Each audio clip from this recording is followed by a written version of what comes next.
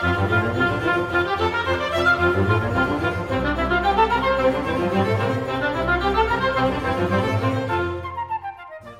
most of Euripides' plays are tragedies, and this play, which seemingly could be a tragedy, turns out to be, in an amazingly touching way, a family romance. And as one critic said, maybe the mother of all family romances.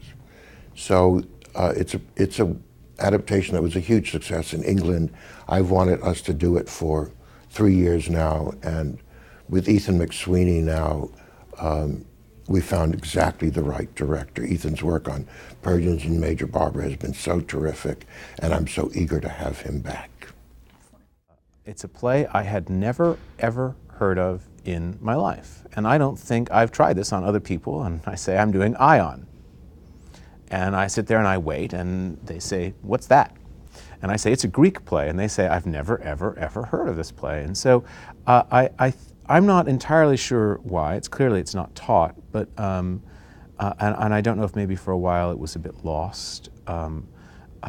It's interesting because it doesn't have some of the problems that, say, something as old and as creaky as the Persians does. In fact, Ion has elements that are supremely modern, and Euripides is really, not for nothing is he sort of the father of modern drama, because he's doing something that a lot of the other Greeks didn't do, and he's writing scenes where two characters enter the stage, talk to one another, not just a chorus in principle, and actually leave the stage changed by their encounter. Well, I know one of the things that's sort of attractive about the play is that it's a Greek play with an uncharacteristically happy ending. And I don't want to give the ending away because I think a lot of people haven't seen the play, and I think if you don't know what happens, you might enjoy the fact that it's also a Greek play, as we've said, that has plot. It's a family story. It's a story of a child that's been lost, a foundling, and a man who wants a son and a mother who wants a child. And so it's this really, they happen to be the king and queen of Athens. So it's a family drama, but their family dynastic problems are social as well, and they need to have an heir, and there's a lot of concern on the part of the mother, who is Athenian, that her husband, who is a non-Athenian, that it will only be his children who become the kings of Athens, and she wants there to be sort of true Athenian blood in the children, and she's unable to have children of her own.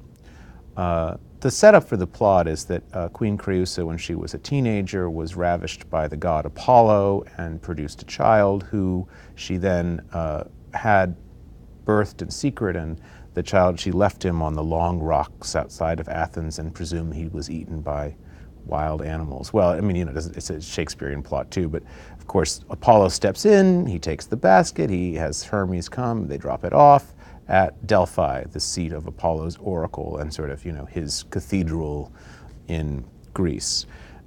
So flash forward 25 years later, the Creusa, now queen of Athens, and her husband Xuthus come to Delphi, both seeking answers from Apollo as to whether or not they will have children together. And I think I might have given away some of the happy ending now, but it doesn't take a genius to see that there's a reunion coming with some twists and turns along the way.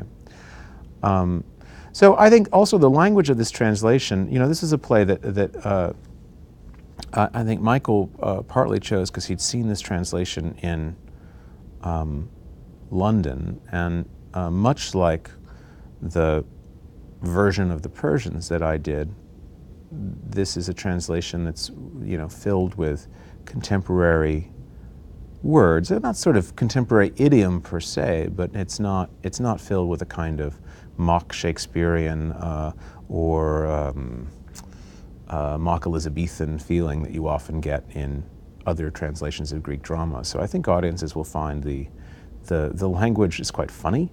The play is quite funny. It's not a comedy, but it's not a tragedy either. And I think people will identify with this, this story of this family reunion, this mother and child reunion. In terms of what the play builds to, you know, the great scene of the play is the penultimate one when the mother and son are finally reunited, and it's absolutely spectacular. I mean, it's worth the whole play to get to that scene. So, and it'll demand a lot of the actors playing it.